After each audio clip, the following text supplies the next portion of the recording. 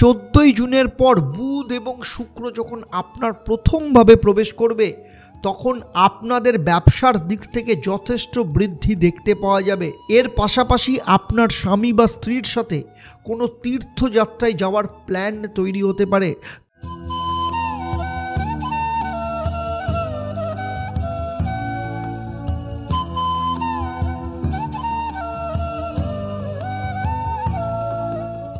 নমস্কার, দেবদর্শন পর্বে আপনাদের সবাইকে স্বাগত জানাই। দেবদর্শন পর্বে আজকে আমি আলোচনা করব মিথুন রাশি বা লগ্নের জাতক জাতিকাদের জুন মাসে কেমন থাকবে আপনাদের শরীর স্বাস্থ্য, অর্থ, পারিবারিক অবস্থা, বিদ্যা, প্রেম, বিবাহ, দাম্পত্য জীবন, সন্তান, ভাগ্য, কেরিয়ার, ব্যবসায় সমস্ত ক্ষেত্রে গ্রহদের কি গোচর আসতে চলেছে, এই সমস্ত কিছু নিয়ে আমি এখানে বিস্তারিতভাবে আলোচনা করব।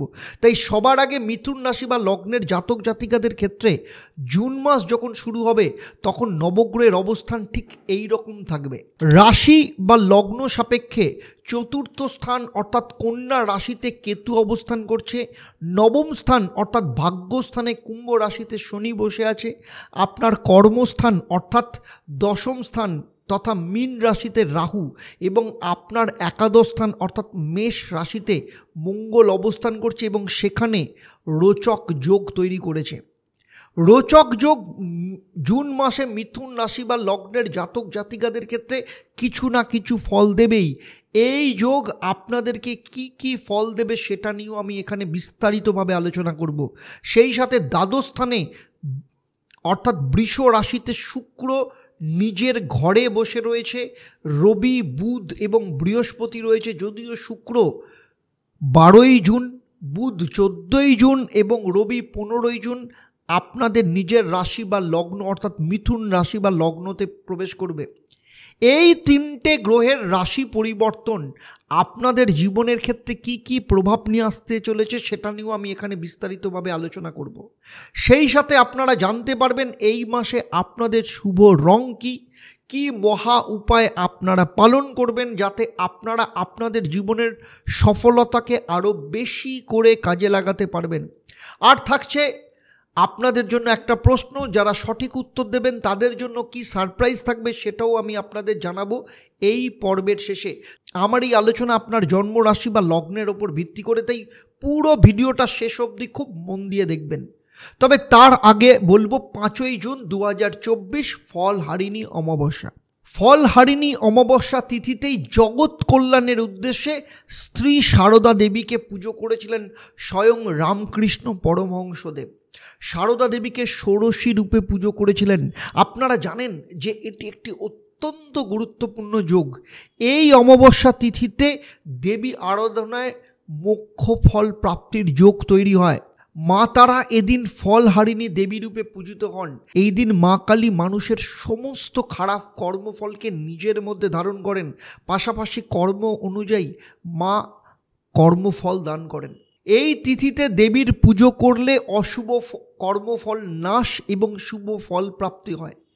এই ফলহারিণী অমাবস্যা যোগে তাই যারা আপনারা আপনাদের জীবনে বর্তমানে যে সমস্যা চলছে, বিশেষ করে আপনারা যারা প্রচণ্ড অর্থ কষ্টের মধ্যে দিয়ে যাচ্ছেন, কর্ম বা ব্যবসার ক্ষেত্রে ভীষণ বিব্রত অবস্থায় রয়েছেন, যারা চাকরির চেষ্টা করছেন অথবা আপনাদের সন্তানের কিছুতেই চাকরি পাচ্ছে না, মামলা মোকদ্দমা, বিয়ে, বিবাহিত জীবন, সন্তানের বিদ্যাশিক্ষা কিংবা সন্তান অবাধ্য হয়ে গেছে, অথবা যারা প্রচণ্ড ঋণে জর্জরিত হয়ে রয়েছেন, কিংবা আপনাদের জীবনে যারা রোগ থেকে মুক্তি চাইছেন, এই সমস্ত কিছু যেগুলোর মধ্য দিয়ে মনে হচ্ছে যে আপনাদের দেওয়ালে শুধু পিঠ ঠেকে যায়নি, দেওয়াল ভেঙে পিঠ ঢুকে গেছে, এবং সে বিষয়ে আপনারা যারা জীবনে ফল লাভ করতে চাইছেন, এই সমস্যা থেকে বেরোতে চাইছেন, তারা প্রত্যেকেই ফলহারিণী অমাবস্যার আগে অর্থাৎ 3 জুন 2024 মধ্যে নিচে যে নাম্বার দেওয়া আছে এই নাম্বারে আপনারা যোগাযোগ করতে পারেন। কারণ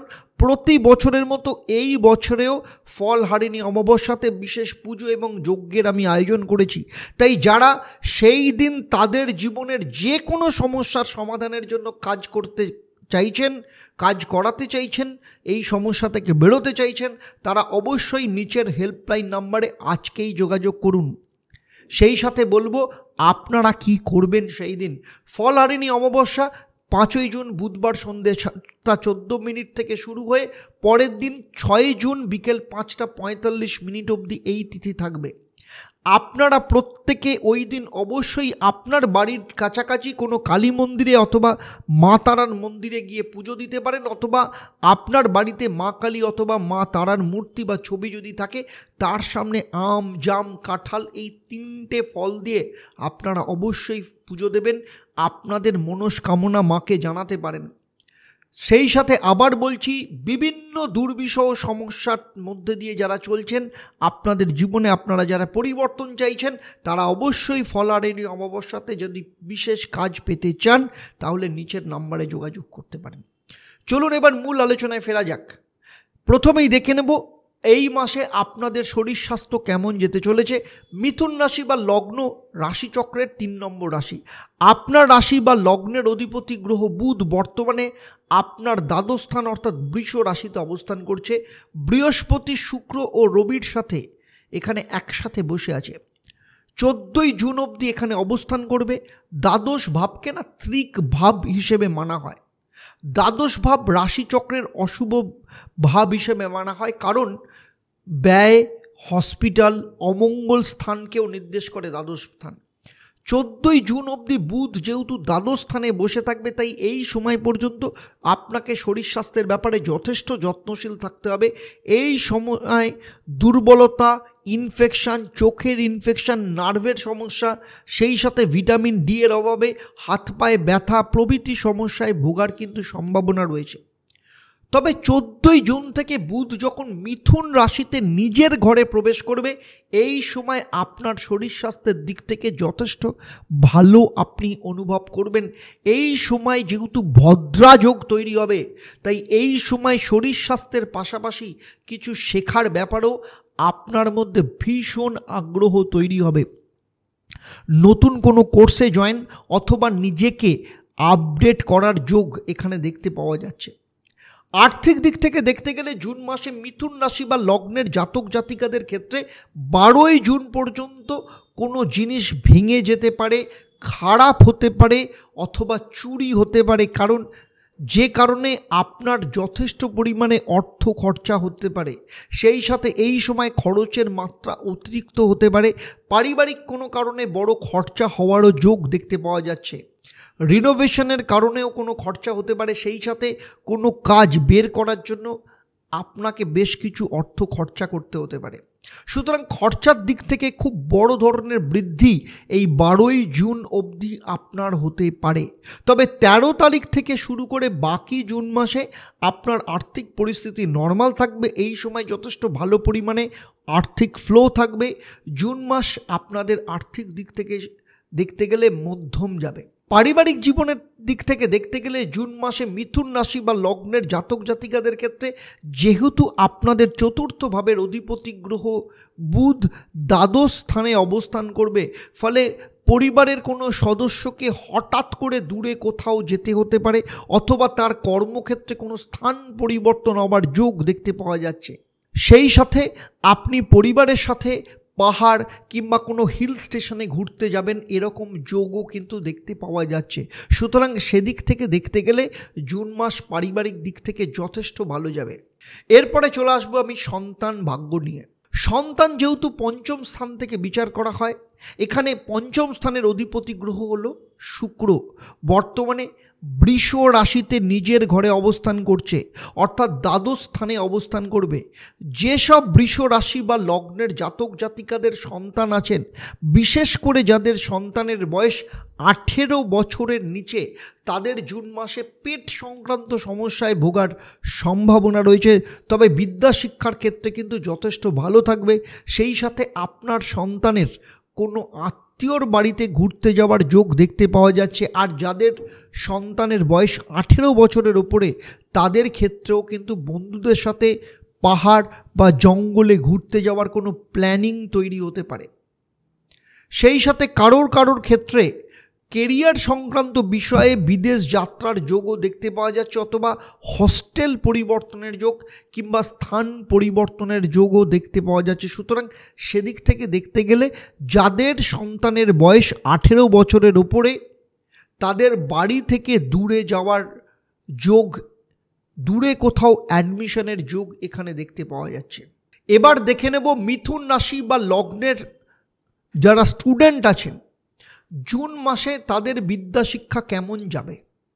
যেহেতু পঞ্চম স্থানের অধিপতি গ্রহ শুক্র 12ই জুন অবধি দ্বাদশ স্থানে অর্থাৎ বৃষ রাশিতে অবস্থান করবে এবং পঞ্চম স্থান বিদ্যা শিক্ষাকে নির্দেশ করে, আর দ্বাদশ স্থান হলো বিদেশ বা পরিবর্তনকে নির্দেশ করে। ফলে এই মাসে দেখা যাচ্ছে স্টুডেন্টরা তাদের বিদ্যা শিক্ষার ক্ষেত্রে কোনো পরিবর্তন করতে পারে, কোথাও ট্রাভেল করতে পারে। শুক্রের অবস্থান যেহেতু ভালো থাকবে, তাই পরীক্ষা সংক্রান্ত বিষয়ে কোথাও দূরে যেতে হতে পারে, আর পরীক্ষার ফল যথেষ্ট ভালো হওয়ার সম্ভাবনা রয়েছে। 12ই জুনের পর শুক্র যখন মিথুন রাশিতে নিজের মিত্রস্থানে প্রবেশ করবে, ফল সেই সময়ও স্টুডেন্টদের পরিস্থিতির ফেভারেই থাকবে, কারণ শুক্র কেন্দ্রস্থানে প্রবেশ করবে। ফলে স্টুডেন্টদের ক্ষেত্রে কিন্তু যথেষ্ট পজিটিভ রেজাল্ট দেখতে পাওয়া যাবে। পঞ্চম স্থান আবার প্রেমকেও যেহেতু নির্দেশ করে, আগেই বলেছি পঞ্চম ভাবের অধিপতি গ্রহ শুক্র দ্বাদশ স্থানে বুধের সাথে অবস্থান করছে। ফলে যেহেতু রাশি এবং পঞ্চম ভাবের অধিপতি দুজনে একসাথে বসে রয়েছে, তাই পুরো জুন মাস প্রেমের ক্ষেত্রে কিন্তু যথেষ্ট ভালো থাকবে এবং 14ই জুনের পর শুক্র বুধ একসাথে থাকবে। এই মাস লাভ রিলেশনের ক্ষেত্রে শুধু ভালো নয়, যথেষ্ট পরিমাণে ভালো যাবে। ফলে যাদের ক্ষেত্রে আগে থেকে কোনো সমস্যা চলছিল, দ্বন্দ্ব চলছিল, ব্রেকআপ অবস্থায় রয়েছে, 14ই জুনের পর শুক্র এবং বুধ একসাথে যখন প্রথমভাবে অবস্থান করবে, সেই সময় কিন্তু যথেষ্ট শুভ সংযোগ দেখতে পাওয়া যাচ্ছে। সুতরাং লাভ রিলেশনের দিক থেকে এই মাস যথেষ্ট ভালো যাবে। এর পাশাপাশি আপনার পার্টনারের কোনো স্থান পরিবর্তন হতে পারে বা কেরিয়ারের দিক থেকে কোনো পরিবর্তন ঘটতে পারে। পার্টনারের সাথে হঠাৎ কোথাও ঘুরতে যাওয়ার যোগ দেখতে পাওয়া যাচ্ছে। সেই সাথে আপনার পার্টনারের আর্থিক দিক থেকেও কিন্তু যথেষ্ট ভালো আর্থিক রোজগারের যোগও দেখতে পাওয়া যাচ্ছে। এবারে চলে আসবো মিথুন রাশি বা লগ্নের জাতক জাতিকা যারা বিবাহিত, তাদের ক্ষেত্রে সপ্তম ভাব বিবাহকে নির্দেশ করে, আর সপ্তম ভাবের অধিপতি গ্রহ বৃহস্পতি যে আপনার দ্বাদশ স্থানে অবস্থান করছে এবং শত্রু স্থানে বসে আছে, সেই সাথে বৃহস্পতির দৃষ্টি আপনার সপ্তম স্থানের ওপর কিন্তু পড়ছে না। ফলে জুন মাসে বিবাহিত জীবনে আপনাকে যথেষ্ট সতর্ক থাকতে হবে। ছোট ছোট বিষয় নিয়ে দুজনের মধ্যে আর্গুমেন্ট, দ্বন্দ্ব এবং সেখান থেকে ফ্রাস্ট্রেশন তৈরি হতে পারে। পাশাপাশি আপনার স্বামী বা স্ত্রী, তার শারীরিক দিক থেকে কিছু সমস্যা আসতে পারে, কারণ দ্বাদস্থান হসপিটালকে নির্দেশ করে। এর পাশাপাশি আপনার স্বামী বা স্ত্রীর সাথে কোনো তীর্থযাত্রায় যাওয়ার প্ল্যান তৈরি হতে পারে। কারো কারো ক্ষেত্রে স্বামী স্ত্রী দুজনে মিলে দেশের বাড়ি কিংবা দূরে কোথাও মানসিক ও শারীরিক পরিবর্তনের জন্য জলবায়ু পরিবর্তনে যাওয়ার যোগ দেখতে পাওয়া যাচ্ছে।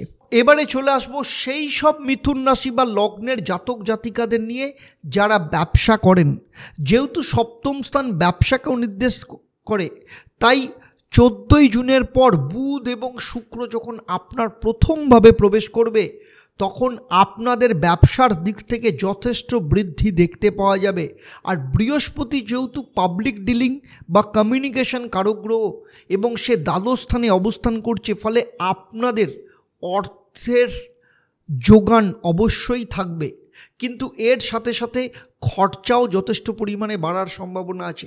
তাই 13ই জুন অবধি আপনাকে আপনার ব্যবসার ব্যাপারে যথেষ্ট সতর্ক থাকতে হবে, কারণ আপনার ব্যবসার জায়গায় চুরি হওয়ার সম্ভাবনা রয়েছে, অথবা আপনার কোনো কর্মচারী তার চুরির কোনো বিষয়ে ধরা পড়ে যেতে পারে, কোনো কর্মচারীর দ্বারা আপনার কোনো ক্ষতি হতে পারে, সেই সাথে কোনো সরকারি পেনাল্টি আপনাকে ভরতে হতে পারে। সুতরাং 13 তারিখ অবধি আপনাকে আপনার ব্যবসার ক্ষেত্রে কিছুটা ডিস্টারবেন্সে গেলেও 14 তারিখের পর বুধ যখন মিথুন রাশিতে ভদ্রা যোগ তৈরি করবে, সেই সময় আপনার ব্যবসার ক্ষেত্রে বড় সেল আসার যোগ আপনি দেখতে পাবেন। সেই সাথে আপনার কাজের ক্ষেত্রে যথেষ্ট বৃদ্ধি হবে। তবে এর পাশাপাশি এই সময় উপকরণ সংক্রান্ত বিষয়ে কিছু খরচা আপনার হতে পারে। সুতরাং সার্বিকভাবে দেখতে গেলে জুন মাসের প্রথম দিকে ব্যবসায়ীদের ক্ষেত্রে খুব একটা ভালো না গেলেও পরবর্তী ক্ষেত্রে কিন্তু কিছুটা ভালো হবার যোগ এখানে দেখতে পাওয়া যাচ্ছে। এবারে আসবো আপনার জীবনের সবথেকে গুরুত্বপূর্ণ বিষয়, সেটা হলো আপনার ভাগ্য। নবম স্থান হলো ভাগ্যস্থান। আপনার ভাগ্যস্থানের অধিপতি গ্রহ শনি যে নিজেই আপনার ভাগ্যস্থানে অর্থাৎ কুম্ভ রাশিতে অবস্থান করছে। কোনো গ্রহ যখন তার নিজের ঘরে অবস্থান করেন, সেই গ্রহ তার সেই ঘরকে অনেক বেশি স্ট্রং করে দেয়। ফলে ভাগ্য সম্পর্কিত যে কোনো কাজ এই মাসে আপনাদের ক্ষেত্রে ভাগ্যের সাপোর্ট যথেষ্ট পরিমাণে থাকবে। আপনি কোথাও ইনভেস্ট করতে চাইছেন, কোনো শুভ কাজ করতে চাইছেন, কোনো মাঙ্গলিক কাজ করতে চাইছেন, এই সমস্ত ক্ষেত্রে শনি আপনাদের যথেষ্ট সহায়ক থাকবে। এবারে আসবো মিথুন রাশি বা লগ্নের জাতক জাতিকাদের কেরিয়ার, অর্থাৎ যেসব মিথুন রাশি বা লগ্নের জাতক জাতিকারা চাকরি করেন তাদের ক্ষেত্রে বলবো আপনার কর্মভাবের অধিপতি গ্রহ বৃহস্পতি যে বৃষ রাশিতে অর্থাৎ দ্বাদশ স্থানে অবস্থান করছে, ফলে কর্মক্ষেত্রে আপনার বিদেশি কোনো যোগাযোগ তৈরি হতে পারে। সেই সাথে বলবো রাহু আপনার দশম স্থানে বসে আছে। যেহেতু আপনার কর্মস্থানে রাহু অবস্থান করছে, তাই আপনাকে অনেক বেশি চালাক এবং শার্প মাইন্ডেড বানাবে। ফলে আপনি হার্ডওয়ার্ক থেকে স্মার্ট ওয়ার্কের ওপর বেশি জোর দেবেন। আপনাকে আপনার মাইন্ডকে অনেক বেশি করে কাজে লাগানোর চেষ্টা করবেন। তবে যেহেতু রাহু বসে আছে, তাই কখনো কখনো আপনার মধ্যে স্যাটিসফ্যাকশনের অভাব দিতে পারে, ফ্রাস্ট্রেশন নিয়ে আসতে পারে, আপনাকে কিছুটা খিটখিটে মেজাজের তৈরি করতে পারে। আপনারা অনেকেই ভাববেন যে আপনি আপনার মতো কাজ করবেন, কারোর কথা শুনবেন না, কারোর ডমিনেট হওয়া পছন্দ করবেন না। তবে এর পাশাপাশি যেহেতু রাহু, তাই আপনার টেকনিক্যাল নলেজের দিক থেকে যথেষ্ট গ্রো করাবে। সেই সাথে বৃহস্পতি যেহেতু আপনার দ্বাদশ স্থানে বসে আছে, তাই মাল্টিন্যাশনাল কোম্পানিতে কর্মের যোগ বা সেখানে উন্নতির যোগের সম্ভাবনা তৈরি করতে পারে। সেই সাথে বলবো দশম ভাবের অধিপতি গ্রহ বৃহস্পতি দ্বাদশ স্থানে অবস্থান করা মানে কখনো কখনো কাজের ক্ষেত্রে মন না লাগা, সেই সাথে পরিবর্তনকেও নির্দেশ করছে। কারো কারো ক্ষেত্রে চাকরির পরিবর্তন, কেউ কেউ চাকরি ছেড়ে ব্যবসা অথবা স্টার্ট আপ তৈরি করতে পারে। এর পাশাপাশি কর্ম সংক্রান্ত বিষয়ে যাত্রাকেও নির্দেশ করছে। জুন মাসে যদি আপনি আপনার মনকে স্টেবল অবস্থায় রাখতে পারেন, তাহলে কর্মক্ষেত্রের দিক থেকে আপনাদের মোটামুটি ভালোই যাবে। মিথুন রাশি বা লগ্ন নিয়ে আমার এই আলোচনা আপনাদের জন্মরাশি বা লগ্নের ওপর ভিত্তি করে। আপনারা প্রত্যেকেই জানেন যে মিথুন রাশি হিসেবে আপনাদের প্রত্যেকের জন্মছক জন্মকুণ্ডলী আলাদা। আপনাদের প্রত্যেকেই জন্মছকে নবগ্রহের অবস্থানও সেখানে আলাদা। আপনাদের বর্তমানে যে মহাদশা চলছে, অন্তর্দশা চলছে, সেটাও প্রত্যেকের থেকে আলাদা। এমনকি আপনাদের হাতের গঠন, সেখানে রেখা, সেখানে গ্রহের পজিশন, অথবা আপনারা যে বাস্তুতে থাকেন, এগুলো সম্পর্কে কোনোটাই আমার ধারণা নেই। আর যদি থাকতো তাহলে এই ভিডিওতে আমি যে প্রেডিকশন করতাম সেটা আপনার জীবনের সাথে নিখুঁতভাবে হুবহু মিলে যেত। মিথুন রাশি বা লগ্ন নিয়ে আমার এই আলোচনা আপনাদের কেমন লাগলো অবশ্যই আমাকে কমেন্ট করে জানাবেন। আর যদি ভালো লাগে অবশ্যই অন্যদের শেয়ার করবেন। সেই সাথে বলবো, যারা আমার এই ভিডিওটা আমার ফেসবুক পেজে দেখছেন কিন্তু এখনও পর্যন্ত আমার পেজটাকে লাইক ও ফলো করেননি, তাদেরকে অনুরোধ করব আপনারা ফেসবুক পেজটাকে লাইক এবং ফলো করবেন। যারা আমার এই ভিডিওটা আমার ইউটিউব চ্যানেলে দেখছেন কিন্তু এখনও পর্যন্ত চ্যানেলটাকে সাবস্ক্রাইব করেননি, তাদেরকে অনুরোধ করব চ্যানেলটাকে সাবস্ক্রাইব করে নোটিফিকেশান বেল আইকনটাকে প্রেস করে রাখবেন, যাতে ভবিষ্যতে যখনই নতুন কোনো ভিডিও আপনাদের জন্য আপলোড করব সঙ্গে সঙ্গে তার নোটিফিকেশান আপনাদের কাছে চলে যাবে। সেই সাথে আপনাদের জন্য একটা ভালো খবর রয়েছে যে আমাদের নতুন podcast channel the Debdutta show already launch করে গেছে। যারা এখনও পর্যন্ত সেই চ্যানেলটাকে সাবস্ক্রাইব করেননি অথবা ফেসবুক পেজটাকে লাইক ও ফলো করেননি, তাদের জন্য বলবো নিচে ডেসক্রিপশানে তার লিঙ্ক দেওয়া আছে, সেই লিঙ্কে গিয়ে অবশ্যই ডেসক্রিপশানে সেই লিঙ্কে ক্লিক করে ফেসবুক পেজকে লাইক এবং ফলো করতে পারেন। আর ইউটিউব চ্যানেলটাকে অবশ্যই সাবস্ক্রাইব করবেন, কারণ এই পডকাস্ট চ্যানেল এমন একটি চ্যানেল যেখানে আপনাদের সাথে আপনাদের জীবনের সাথে জুড়ে থাকা বিভিন্ন সমস্যার নিয়ে, সেই বিষয়ে যারা এক্সপার্ট তাদেরকে নিয়ে আড্ডা মারার মধ্য দিয়ে আপনাদের জীবনের বিভিন্ন সমস্যার সমাধানের রাস্তা খোঁজার চেষ্টা করব। এবং এই চ্যানেল বাংলায় পডকাস্ট চ্যানেল এবং বাংলার পডকাস্ট চ্যানেল। আবার আপনাদের স্মরণ করিয়ে দিই, এই ফলহারিণী অমাবস্যা যোগে 5ই জুন 2024 আপনারা যারা আপনাদের জীবনের সমস্ত সমস্যা থেকে বেরোতে চাইছেন, জীবনে সফলতা চাইছেন, তারা অবশ্যই নিচে যে হেল্পলাইন নাম্বার দেওয়া আছে সেখানে যোগাযোগ করুন এবং 3 জুনের মধ্যে আপনারা আপনাদের নামকে রেজিস্টার করান। যারা এই ফলহারিণী অমাবস্যাতে বিশেষ কাজ করাতে চাইছেন, তাদের জন্মছক কিংবা বাস্তুর প্রতিকার করাতে চাইছেন, কারণ সেই দিন আমি বিশেষ পুজো এবং যজ্ঞের আয়োজন করেছি। যাদের মনে হচ্ছে তাদের সমস্যা নিয়ে তাদের শুধু দেওয়ালে পিঠ ঠেকে যায়নি, দেওয়াল ভেঙে পিঠ ঠুকে গেছে, এই রকম যাদের সমস্যার মধ্যে রয়েছেন তারা অবশ্যই কিন্তু নিচের হেল্পলাইন নাম্বারে যোগাযোগ করতে পারেন। এবারে চলে আসবো এই মাসে আপনাদের শুভ রং কি আপনারা ব্যবহার করবেন। এই মাসে আপনাদের শুভ রং হচ্ছে সবুজ এবং লাল।